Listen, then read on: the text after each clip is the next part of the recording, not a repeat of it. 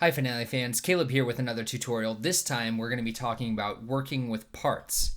So let's dive right into it. As you can see on the screen, I have a score pulled up. It's a brass quintet. Not much of a piece going on right now. I just copied and pasted a couple of different ideas throughout these measures so we could get a feel of a larger score in order to work with parts. So one of the things when you're working in a finale composition that has multiple instruments and it's not a score for a solo instrument is presumably you will have to be printing those parts for the musicians to play, and you want those parts to be well formatted and easy for them to read. Readability is key when you're getting your pieces played. So not only will you want to make your score in this present page view on the screen look pleasing and easy to read, you'll also want to make sure the parts are. In order to do that, we go up to Document and select Edit Part, and then we select any of these parts to start editing to format the way we'd like the performance to see. So let's go to Trumpet in B flat 2. As you can see, it's just a mess. No performer's going to want to read this. They'll think you're a joke, laugh you out. This is not a professional way to present your music. So immediately, the first thing that we probably want to do is select our number of measures per staff or per system. So how we do that, we select all, we go to Utilities, Fit Measures, and we can specify how many measures to lock the layout with. So let's say we want 6. Go ahead and hit OK. As you can see, it drops us down to 6 measures per system. And as you can see down here, we even have some left over, so we'll need to figure out where to put those. Or we can change it again. Let's go ahead and do that. Fit measures, and we'll say 5, because I think that might fit better. Fits a little better. Interestingly enough, we have the same amount of leftover measures. So we'll figure out where to put those.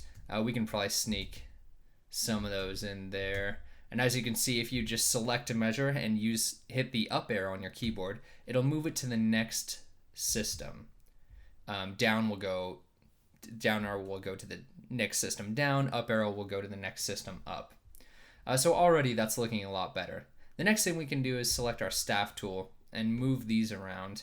I don't know if maybe I want to center it for these, or maybe I want to space these out a bit more.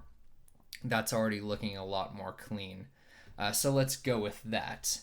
The next thing we might want to do is, and you will most likely need to do this, especially in a longer score, we want to create multi-measure rest because we don't want our performers having to count all these blank measures. So let's go ahead and select all. And I'm just going to do this the quick way, searching multi-measure rest, going down to create, and voila. These 3 show up with the bar and the 3 above it, indicating that there are 3 measures of rest at 4/4 time for this particular performer.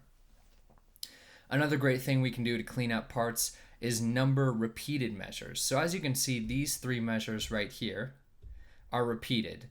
Now that's not crazy hard for the performer to count or visually understand, but we can apply the same principle to if there was a part where there were 20 measures of the same note or the same figure repeated.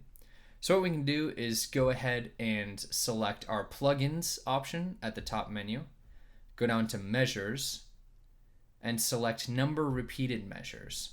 Yes, we want to search through the entire document. And there we go, it numbers our repeated measures. So the performer knows, and I'm sorry, it was 4 measures, not 3. The performer knows that they're repeating this note, that measure, 4 times. Like I said, that gets really handy when there's 10, 15, 20, 30, you name it, however many measures of a certain figure. It just makes the musician's life a whole ton easier. Now, what's nice about working with parts is we can get this looking really great, throw the multi-measure rests in there, and if we go back to our score, you'll notice that the multi-measure rests aren't actually in the score. So it's not affecting in that way.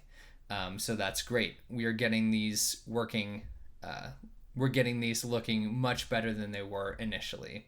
So if we go back, I'd say that looks like a pretty good score, and honestly, it might be even, it might be stretched out a little too much, but we didn't have much music to work with. So I hope this helps. In the next video, we'll take a look at extracting parts, being able to do things that are more independent of the score, more formatting that would actually affect the score that we can do in a separate part.